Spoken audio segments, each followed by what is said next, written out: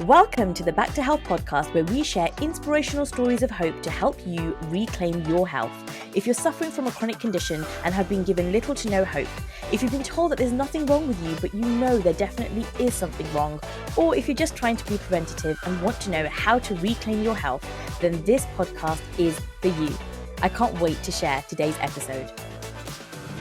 Hello and welcome to another episode of the Back to Health podcast. So in today's episode, my guest is a certified IBS nutrition consultant and founder of Healing to Happy, an online holistic gut-brain focused company that helps women suffering from IBS and anxiety to get back to eating normally without the fear of FODMAPs. And if you're not sure what that is, we'll be explaining that in this episode. After battling her way through IBS, hypothyroidism, anxiety, hormonal imbalances, and skin issues, she found herself with an unhealthy relationship with food and knew there had to be a better way. After many failed attempts and lessons learned, she came up with this one method known as the free method that put her symptoms into remission without following restrictive diets or fancy supplement regimes. And yes, that nutrition routine now includes pizza without running to the bathroom. By applying this method using food, lifestyle, radical shifts in consciousness and mindfulness practices and tools, she's gone on to help hundreds of women around the globe to do the same through her online courses, Signature Gut Recharge Program and One-to-One Gut Accelerator Program. So I am delighted to welcome on today's episode, Laura Martin.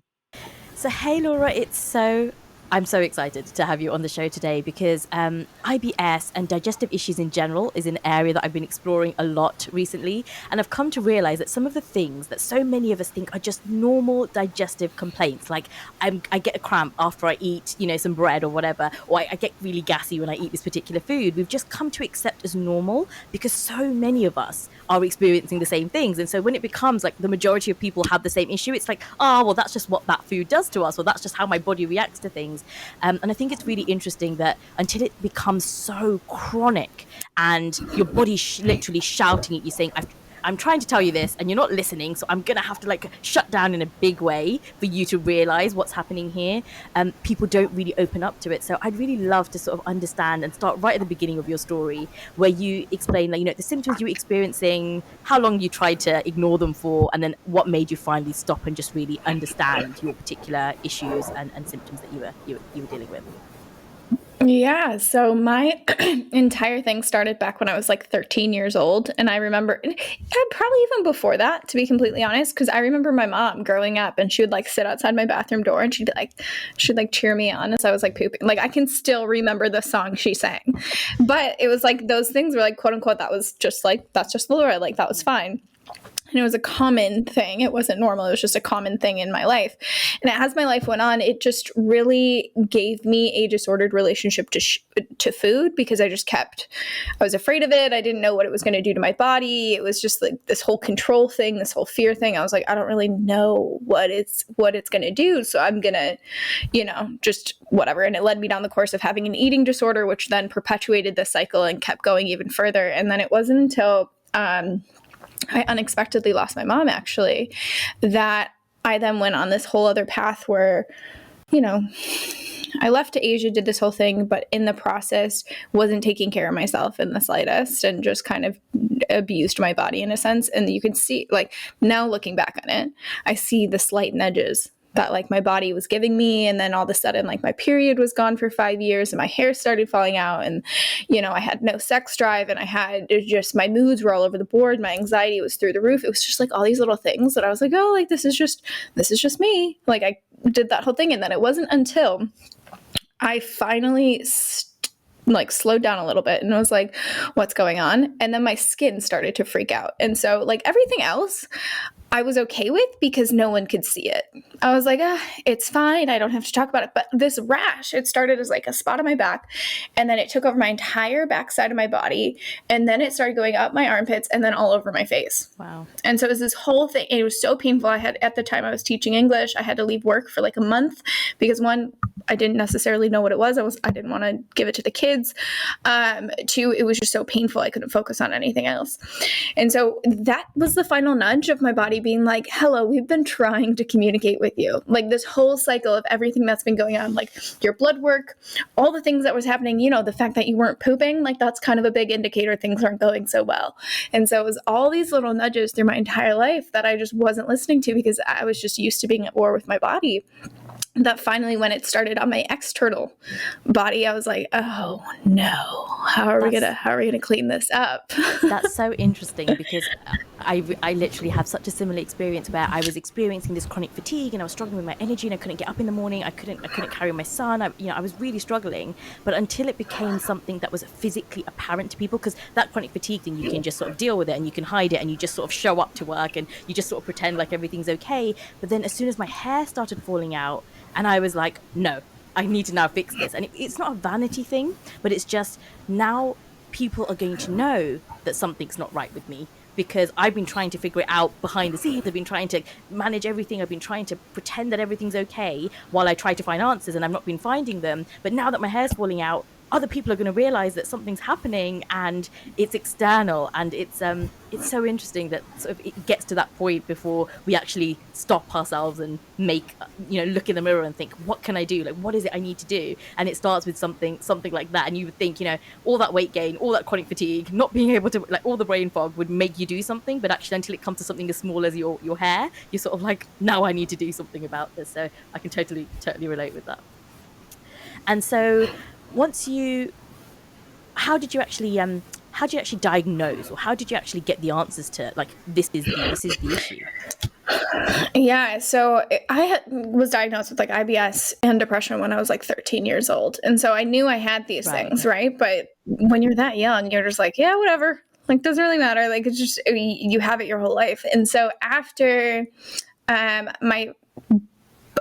so I started studying nutrition, and even though like I was coaching people, I was doing all this kind of stuff at this time, like got healthy, got like cleaned up my life, did all that kind of stuff, I still couldn't poop and I couldn't get my period back. And so those were the things where I was like, it's cute when you're 22 and you don't have your period, but when you start approaching 25 and you're like thinking of babies and that stuff, you're like, okay, not so cute anymore. Like, this is concerning. And so went down that rabbit hole, and that's kind of where I was diving into. And so I was sitting in my naturopath's office and I was trying all these different diets and doing all these different approaches, seeing different nutritionists, seeing different GI specialists, doing all this kind of stuff, because I was like, okay, like I'm ready to take responsibility for my health, but like everything I've learned, everything I've done, like I have the certificate, like I have that, right? Like but I couldn't figure myself out. I couldn't understand it. And so I'm like, I can't do the low FODMAP stuff. I can't do everything with like gut healing is about restrictions and things. I mean, I could do it, but mind you, I was recovering from an eating disorder. Like that's not something that I ever, and that's why I don't teach any of that elimination diet, any of that kind of stuff, because if I couldn't do it that way, there had to be another way, but there was nothing I was finding on the market. And so I was sitting in my naturopath's office, and those like deep belly cries where you're like, like, I don't know what else. That's where I was. Like, I don't know what else to do. Like, this body feels like it's foreign to me. I don't know. And she was like, okay, do you want to talk about how your IBS is connected to your depression? And I was like, her name was Penny. I was like, Penny, what? And she's like, oh yeah. And like, first off, I had been depressed for so long, like since I was 13, that was like my baseline. So I was like, what do you mean I'm depressed? Like, I don't understand. This is normal for me. She's like, okay, no.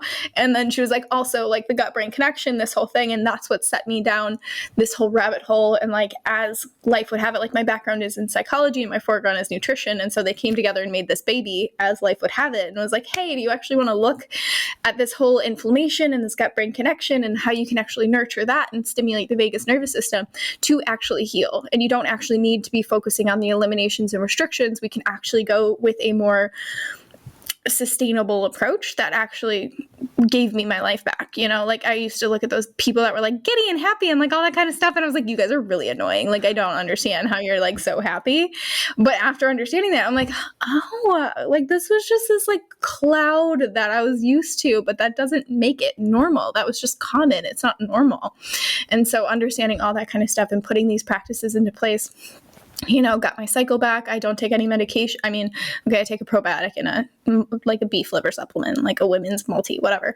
But like no medications that I was on. I'm not taking any of that anymore. Obviously, my skin is normal. I got my period back. My hair stopped falling out. All that kind of stuff, which is things I never thought were like possible at all. That's amazing. And just to take a step back then, like what made you go down the naturopath route as opposed to maybe looking at medication, or were there options on sort of allopathic medicine in terms of like this is how you could control it if the food and diet wasn't working for you at any point? Oh yeah. So at the time I was living in Asia. I was there for 6 years. They kept trying to throw medications at me. Like they were just so about it. And for some, like maybe because I actually haven't been asked that question. But probably because my mom was a nurse growing up. And so I grew up in a household where like, if I don't see blood, we're not going. Like, it doesn't matter. This isn't a thing. And there were times when that bit me in the butt, but it was like one of those households where it was like, no. It's not serious. Like, exactly. And so it was one of those things where I was like, oh, okay. And so maybe that's just like ingrained in me where I was just like, I'm not about it. Like, even now, I'm like, I don't take medications. Even at the time, my mom gave me way too many antibiotics because she just had them. And that was, our generation at that time. But now I'm like, oh, curse you and all the things. But it's probably because of one of those things of like, I just grew up in a household. If there's not blood, you don't go.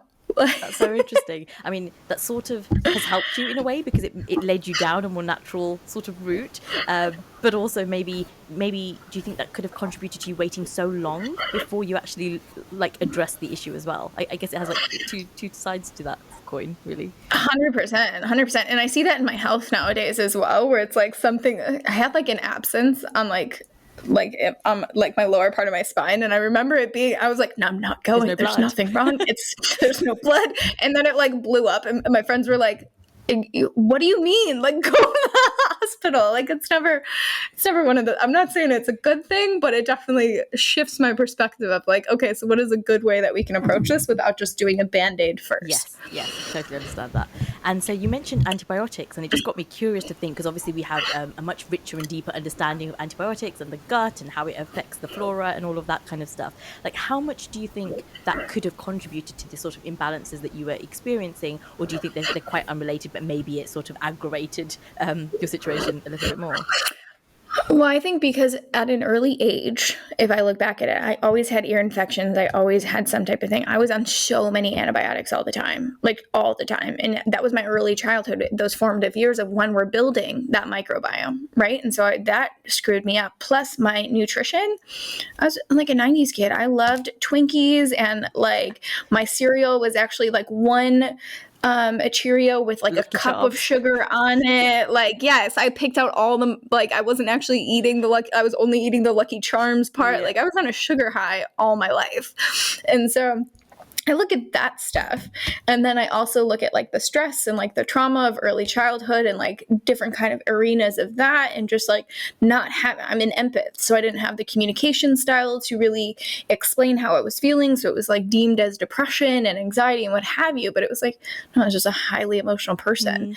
And so all these different stressors that were happening early on in those formative years of when it really matters, right? Like what we're doing when we're young and all this kind of stuff, like the antibiotics and all that kind of stuff played a massive influence on my life. I think that's so interesting because, obviously I'm a parent, and I think many people who are listening are potentially parents too, but maybe you can talk a little bit to us about the importance of how the gut microbiome develops in those early stages of life, and how important it is to sort of cultivate that and feed that well, and not with sugar, so that we can ensure that our children are growing up with the right sort of balance of the gut flora that they need. Because the more I read about things like ADHD and ADD and all these things, it always leads back to gut imbalances. It's like you can make improvements to the child's gut and you see amazing improvements in their behavior and their cognition and their focus and even speech. And I was so fascinated when I read that speech could be impacted by the gut. And it was like, wow, because I had a cousin when I was growing up, when he was younger, who obviously, you have a speech delay or you have a speech issue and you go to a speech therapist,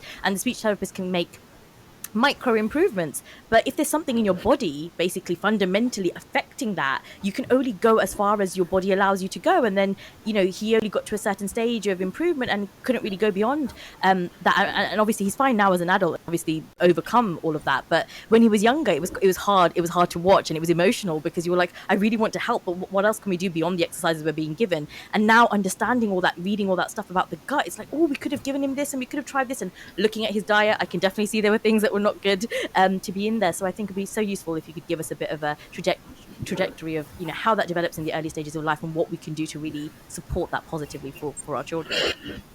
Yeah, isn't it just also wild? Like when you said and like think about it, you're like, holy bananas! Yeah. Like, I can't wait to see what happens in the next 10 years with this whole field. Yes. Anyways.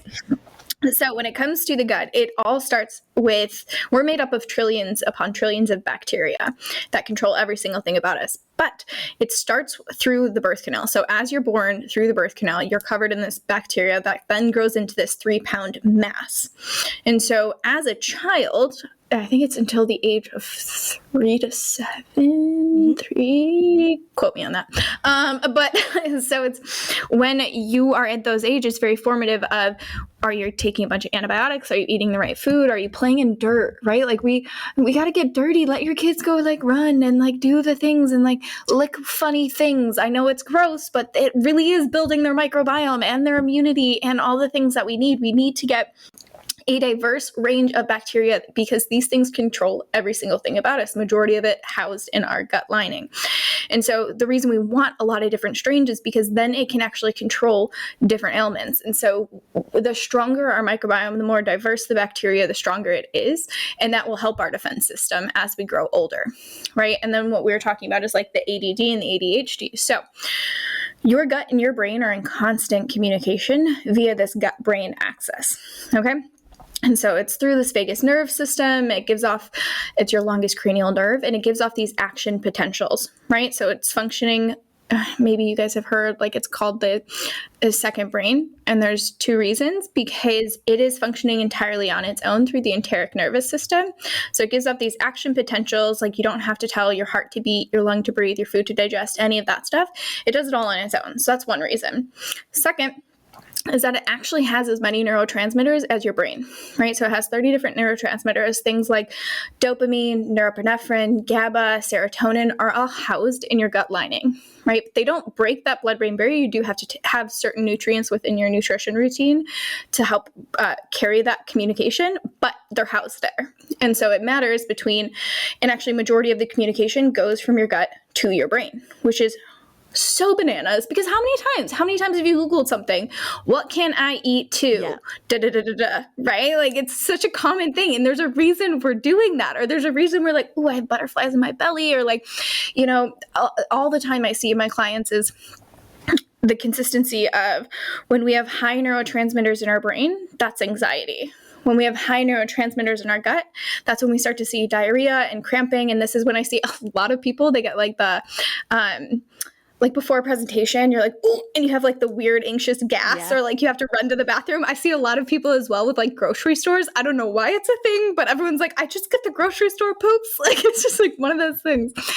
And then same thing. So what was happening with me is low neurotransmitters in the brain is depression. Low neurotransmitters in the gut is constipation, and you're just low motility. So it's not moving. Things aren't like pushing anything out and contracting. And so are they physical manifestations of the same thing, but just materializing differently depending on whether it's in the brain or it's in the gut, or are they actually separate issues?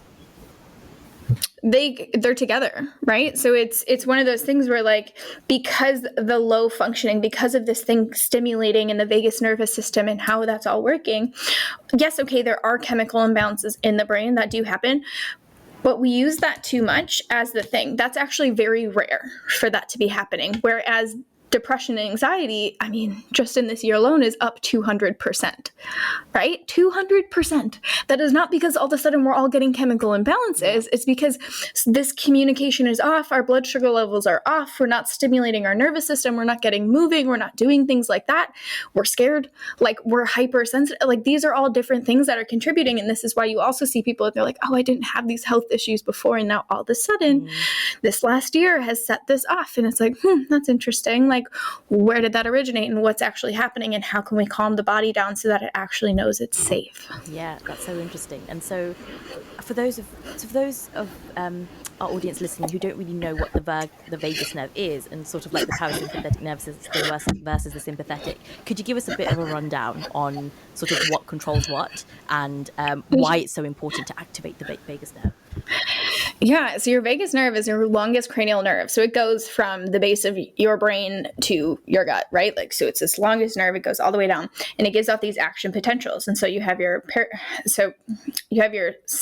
central centric nervous system. Yes, that you're like moving. You can't see me, anyone, right now, but I'm like dancing and like moving my arms, and like, that stuff is happening, right? And so that's one.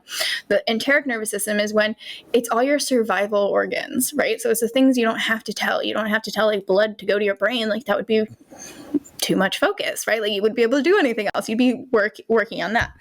And so when we go from parasympathetic to sympathetic nervous system, right? So parasympathetic is when you're calm, you're resting, you're digesting, you're in this state of being calm, right? You're safe, you're breathing deep into your belly, your body feels like it's at peace. Like, you're like tapping into that GABA and that norepinephrine. You're like, I feel good after like Shavasana and yoga, Yeah. That's it. And then you have your sympathetic nervous system, which is, we need it. We need it to survive. And we need it back in cavewomen times, cavemen times. And this is when like there was something happening and we needed to book it. We needed to run. We needed to survive. We needed to do all this kind of stuff.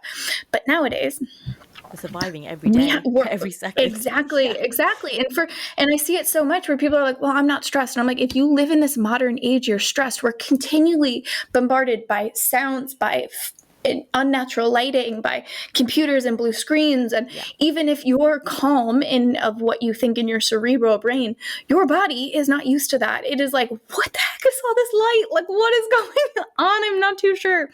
And when this is happening, your blood flow is going to your survival organs, right? So it's not going to your digestion. It's not going to your hormones. This is why you see the hair falling out quite often. This is why you see gut and digestive issues very often. Because your blood flow thinks a saber-toothed tiger is coming, or famine is coming, or what have you. Yeah. So it's going to your heart and your brain and your lungs and your muscles so that you can stay alive.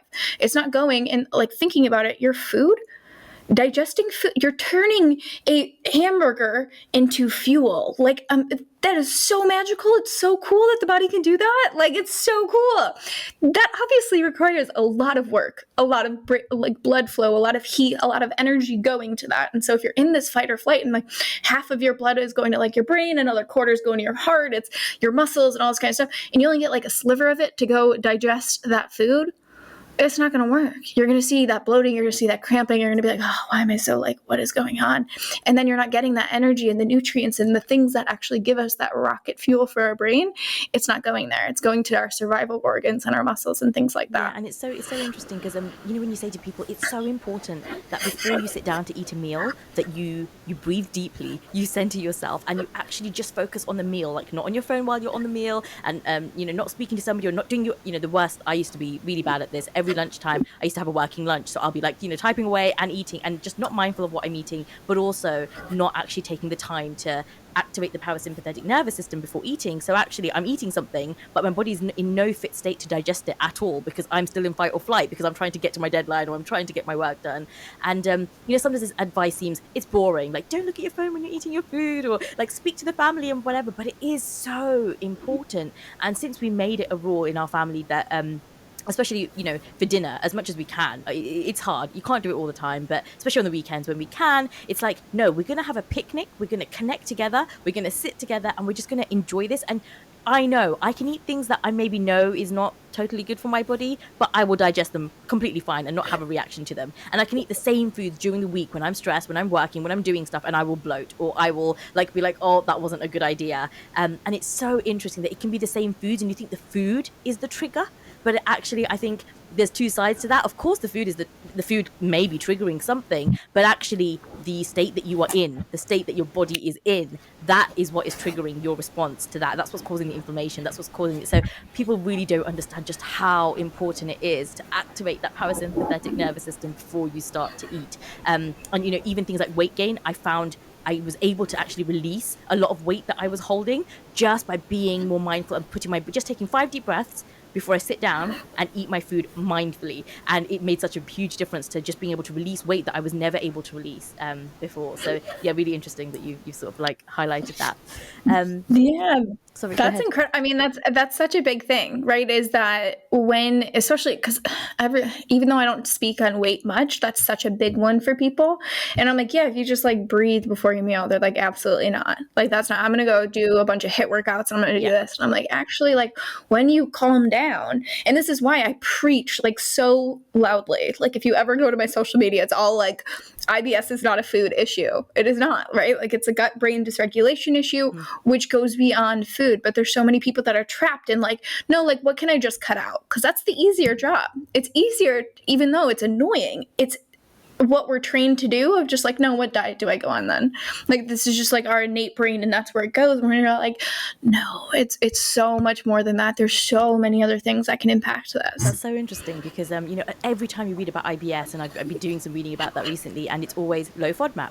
Low FODMAP is the solution, and I'm not saying it doesn't work, because yes, of course it does work for people, and all these various diets do work. But if you're not also going to make the lifestyle changes that go along with that, they can never work completely for you. And also you've got to understand that these therapeutic diets, they're not meant to be like a long-term lifestyle solution. They're meant to be short-term diets to help you just reset the gut microbiome and reset the flora, but you're not meant to be on them indefinitely. So you're going to feel better when you do the low FODMAP, and then what happens when you start reintroducing some of the foods that you need to get back into your body? You're going to experience some of the recurrence of those symptoms if you haven't addressed the lifestyle issues. And I find it's such a hard thing sometimes to get across that it is food, but it's not just food, and we sort of need to address the two. So I know you said you don't really talk about low FODMAPs and things like that because that's hard. It's hard to maintain, but also it's not the only solution. So I'd love to hear more about sort of how do you work around these sort of IBS type issues. Yeah. And so because low FODMAP for me, I will never have my clients do something I find triggering, right? And so when it comes to elimination diets and all that kind of stuff, yes, of course, when I have clients that have SIBO and stuff like that, we do have to do a certain type of protocol, right? But the thing is, it's a protocol. It is not a lifestyle. What I see on the internet so much, even if you just go on Pinterest, like it's just like low FODMAP and people have been on it for like 10 years. And I'm like, it's supposed to be 3 weeks. Like, what do you mean 10 years? Yeah. Like all these different things, because what I focus on and what I look at is, one, the gut-brain connection, how that's all working, how we can stimulate the vagus nervous system, how we can get the body back to knowing, okay, it is safe to digest. That is our key focus. And at the same time, I'm focusing on metabolic function. Where's your stomach acid at? What's your body basal temperature at? What are these things that indicate, are you actually burning the food, or do we need to figure out what your internal thermostat is and how can we get that up? So we're looking at the whole body. We're looking at the liver, the pancreas, the adrenals, the thyroid, all that kind of stuff, and how we can get the body to be like, okay, because if you think of it as, our stomach used to be like battery acid. It used to have a pathogen, something would come in and be like, nope, you're out, done. Basically, now it's like apple cider vinegar. Like things come in, and this is why you see people getting sick all the time. This is why you see autoimmunities. This is why you see mental illness on the rise. You see all these kind of things because our body is incapable of fighting that off. And so my focus is more on understanding how that works. I can't tell you how many emails I get a day. Well, what do you eat? How do I eat? What is this? And I'm like, that I would be doing you a disservice if I did that. Because you're going to think that's the solution, and that is a Band-Aid. Yes, of course, that will make you feel good for about 2 weeks. And then something else is going to happen, and you're going to maybe eat gluten, and that's going to flare you up. And then you start to get more sensitive and more sensitive and more sensitive. And this is why these food sensitivity kits drive me absolutely bananas. I do think it'll be the future of medicine. It's just too new right now that it's giving too much food fear and elimination, and we're restricting common foods that we need to be eating, right? Like major nutrient value. People are like, well, it's all my favorite foods. And I'm like, that makes sense, because your body, it's in a healthy human, you're going to have an IgE response. that's normal.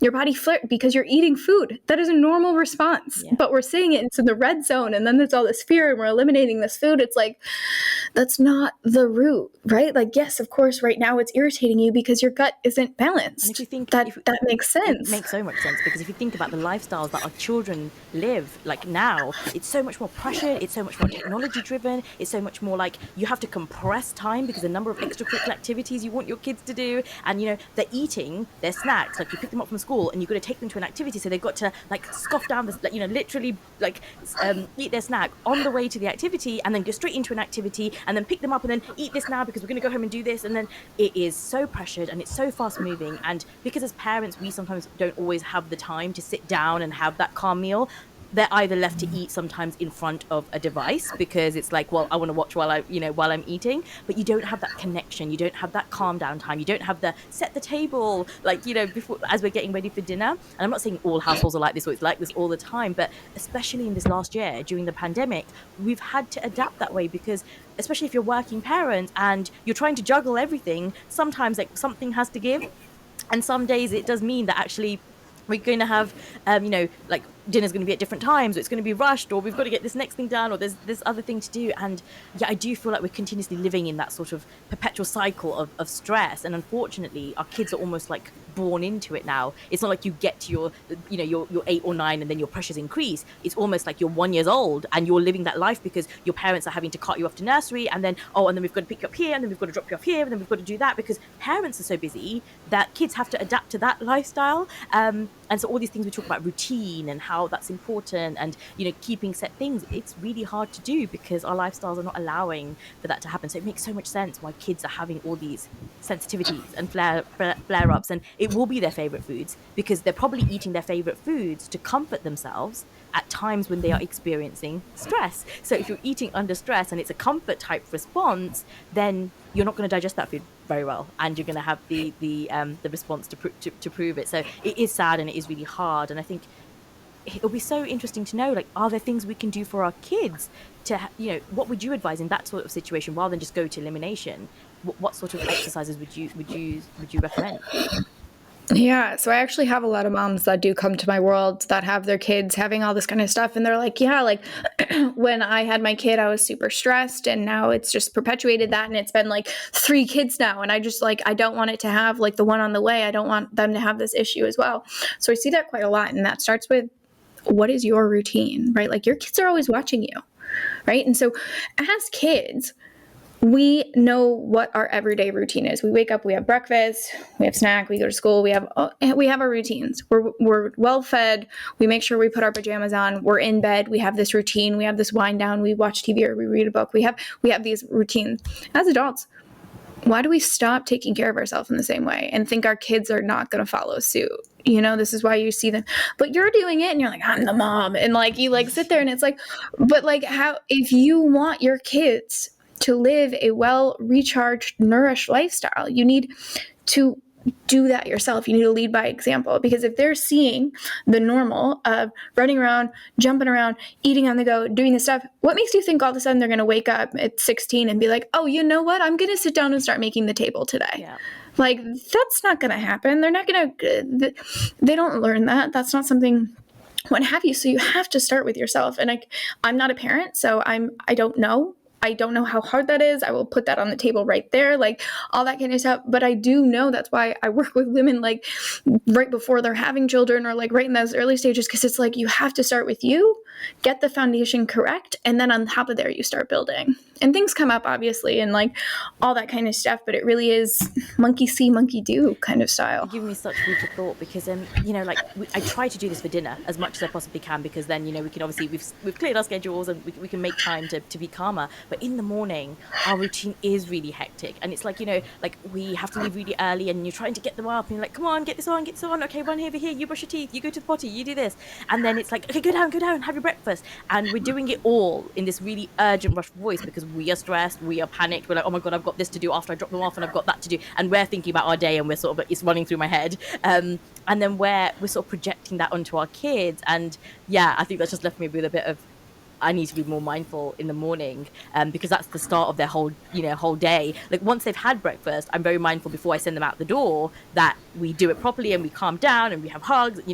I really want to activate the parasympathetic. I'm so aware of it that I do want to activate it. But I guess like even up to the point of when they're starting to eat, it's been so stressful leading up to that. It's not just when they're eating; it's actually the whole routine that leads up to the point when they're going to have their meal. So that's giving me something to think about. So thank you. Yeah, I actually talk about that a lot because like the women that I work with, it's like high achieving women. So it's like they wake up and instantly on the phone, running out the door, all this kind of stuff. And I'm like, you're not even like, and then they're wondering why they're not pooping. And it's like, well, because you don't even give your brain enough time to catch up to your bowels and be like, hey, we got to eliminate, because you're instantly running out the door, shoving a bagel in your mouth and hitting the gym or something like that. And you're just in this fight or flight the whole time. And so you have to make, even if it's 5 minutes of just like, before you get out of bed, you take 5 deep belly breaths and you're like, okay, like that was intentional. It doesn't have, I'm not saying you need to have like a 2-hour morning routine and you need to like journal and meditate and do like what have you, like this whole thing. No, busy people exist. That happens. But you can take 5 deep belly breaths before you even get out of bed in the morning. That's something we can all do. That's so cool. I'm going to try that tomorrow. I'm going to start my day with I do 5 breaths. I do have them throughout the day, but not first, like literally my first thing when I wake up is like, oh my God, we're late. We need to get ready. And that's how every morning starts. So yeah, I'm going to be much more mindful of putting that into play. And so in terms of the you have a program, I believe, where you empower women to sort of take more care of their gut brain connection and everything we've talked about really in this episode. But if you don't start with food, or do you cover food at all? Because it makes me wonder, like if I'm coming to you as a client and I'm sort of thinking I need to deal with digestive issues, but you're not even covering food, like how does that work? So do you cover anything related to diet at all, or how does that work? I mean, we have an entire online portal with over like hundreds of recipes that are always being updated. That is something that we tap into, all that kind of stuff. But I focus, so it's the free method, so FRE, and so F is the foundations, and so we're tracking, not just like MyFitnessPal and doing that kind of thing, but like we're tracking how much of the different types of fiber are you getting? What's your nutrition routine like? How often are you eating? What's your stress level like? When your bowel movements, how much water? All things like that actually bring you back to yourself. And then we move on to the reprogramming. And that's the cool thing about these trillions of bacteria on us, is you can retrain them, just like Pac-Man, right? Like that's the visual I like to give. It's just like you have the big Pac-Man, the healthy bacteria can eat the bad bacteria, and it'll just chomp it up, poop it out, and now all of a sudden it's a good bacteria, which is so cool.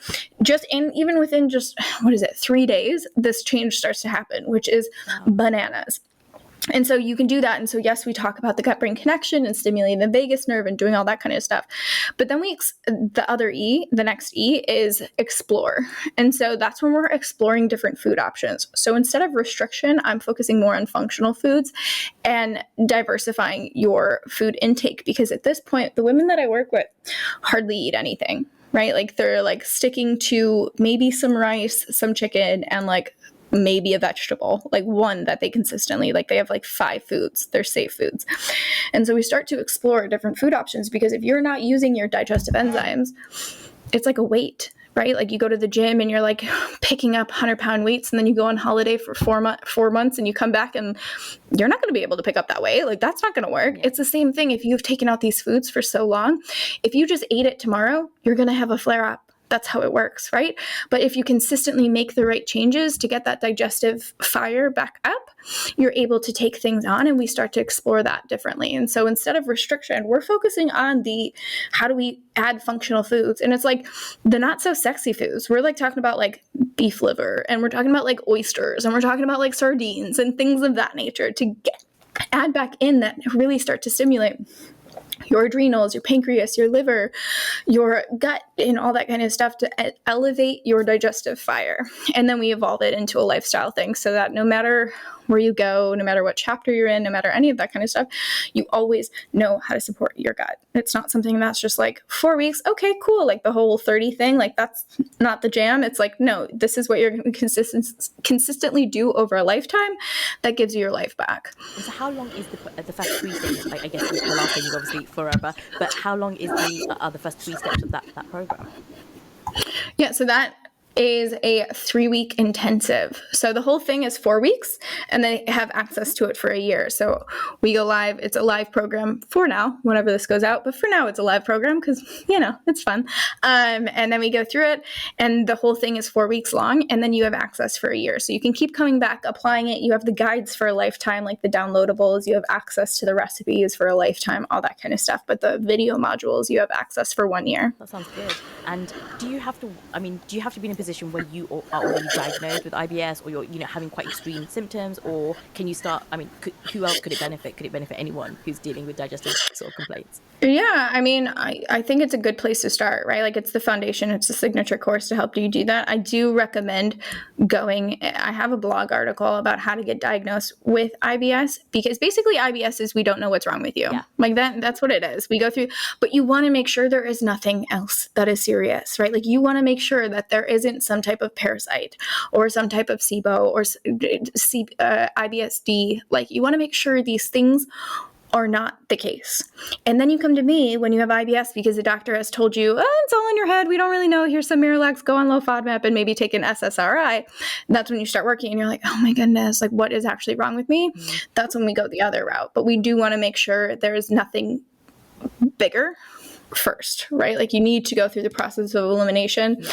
And with matters of the gut, you need to test, not guess. Like, I can't tell you how many times I see people that are just like, oh yeah, like, I think it's a parasite, so I'm going to do a parasite cleanse. And I'm like, no, like, please don't do that. Like, that is such an intense cleanse to do on your body. If you don't actually have a parasite, you're going to just do long-term damage. Like, you need to actually go through that process and do the work on that. Okay, well, we'd love to link that blog post so that anyone listening can then just go through that process and just understand how they can actually diagnose that. Because I find sometimes that's the hardest bit, because when you're trying to figure out, like, what is wrong with me? Is it just like a little bit of cramping and maybe I just need like to do a bit of intermittent fasting because that will just help to reset my microbiome? Or actually, is this like a longer term chronic issue and I need to get proper help and support and actually, like, deal with it properly? It's really hard because the symptoms, or what we're told are the symptoms, can just seem, quite similar. So, I'd be interested to also know, like, your take on fasting and how that might help with sort of gut-brain connection and microbiome in general.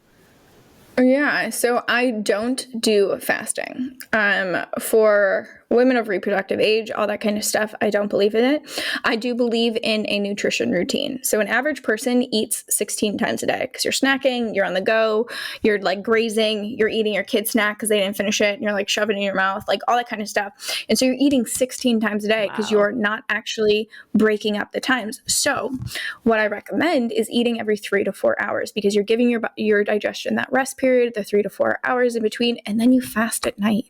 Like, that's your natural fast. You don't have to skip meals. You don't have to put this added stress on your body. And when I hear like, oh, like our ancestors did it, and I'm like, our ancestors, all they did is sit in a cave all day by fire. Like, they didn't have the stress we have. Why are we adding extra stress, expecting something else to happen? But also, our ancestors were not eating the processed high sugary foods that we are eating. They're not eating the non-foods or the anti-nutrients that we're eating. They're not eating hamburgers all day. They are eating fresh, whole foods, directly from there. So I find that phrase, just like you mentioned, like our ancestors, it's like, right, we can compare ourselves to that, but then we also need to understand how our world and the way we live, and they also lived outdoors. Like, they weren't living in central heating and air conditioning and closed windows and no nothing coming through the thing, and they didn't live in lockdowns where they didn't go outside for a whole year. So we really need to understand that while we can take the best lessons, we also live in different times, and we have to adapt our approach accordingly. So that's an interesting take. I mean, I do agree with you. Like, as long as you finish eating at a certain time and then you go to bed and you wake up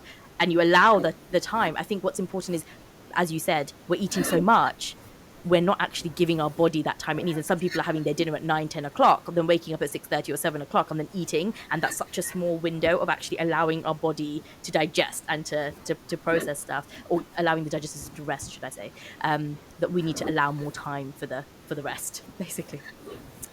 Are there any final sort of words of wisdom or action, or points that you think our audience can take to sort of move towards better digestive health and just better gut health in general? Yeah. The thing that is coming fresh to me is be an advocate for your health. Like, don't just sit there and take one answer as your final thing and then write that off and miss out. Like, if you're comfortable within your diagnosis and you're okay and you're like, great, cool, whatever, like, that's it. But if you're someone that is just like, I don't feel right, like, whatever this is, like, I don't feel right, even if a doctor is trying to brush you off, like, I can't tell you how many times I am told I am frustrating by a doctor because I'm asking for an answer as opposed to just another problem. I'm like, great, so what does that mean? And they're like, oh, just take this. And it's like, no, but like, what does that mean? I'm not going to take anything until you tell me what it means. Be okay being that, right? Like, if you're not going to be the advocate for your health, no one else is going to do that for you.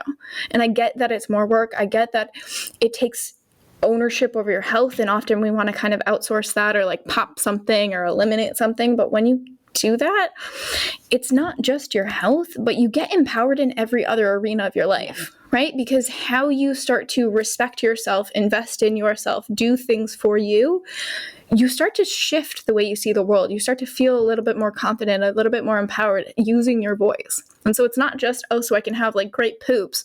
It goes so much more beyond that because you started being your own advocate. It's so important. I that's one of the actual reasons that I started this podcast. It was to give the voice to that, because there are people that have felt like pushed into a corner, or like, this is my only option, or I have to take that medication, or I have to do the surgery that I've been told I have to do, and that's the only way. In very rare cases is that really the only way to address something. It's the only way that maybe the person giving you advice knows how to deal with the situation. And we need to understand that even people who've been trained and have all the knowledge and are supposed to be the experts, they only know as much as they know, right? So if they don't see beyond their particular road, or they don't want to look left or right, they're only going to see what they see, and they only know what they know. And we need to understand that every human being, no matter how many years they've been a top whatever, they only know what they know.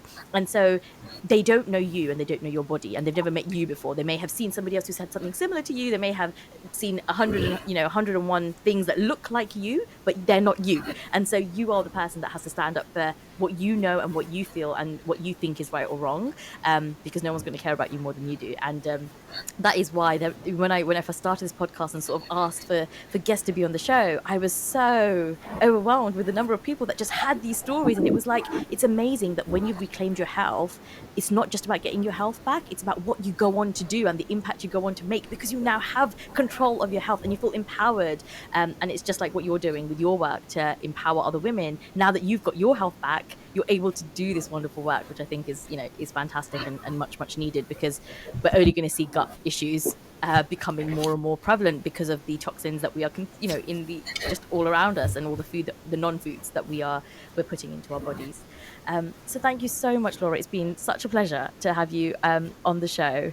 If there was one last thing that you would want to part with in terms of letting our audience be able to find you, get in contact with you, any freebies that you might have that they can sort of do, please do share. Yeah, just come over to my Instagram. So that's Laura Martin _H2H, or just healingtohappy.com/Instagram. Both will take you there. And then from there in my bio, it literally has step 1, step 2, step 3, step 4, like starting with all the free stuff to my courses, to my one-on-one, like it just gives you all the options from there. So just come over, shoot me a message. You'll probably get a nice little voice message from me going, hi. Oh, brilliant. Well, I think it's worth it just for that. So we will link that under this show. But it's been an absolute pleasure. Thank you so much for your time and for sharing your knowledge so openly, and for inspiring me actually to rethink some of our routine and just like give my kids a bit more space and time to digest their food properly. I'll be a lot more mindful of that. So thank you so much. Thank you. Take care. Thank you so much for listening to today's episode. If you would like any of the links or the show notes, you can follow them in the description below. And for more episodes of the Back to Health podcast, please be sure to follow us on YouTube, or you can follow us on Spreaker, where we host our podcast. Thanks again, and I look forward to joining you for another episode of the Back to Health podcast. Until then, stay healthy, stay happy, and stay informed.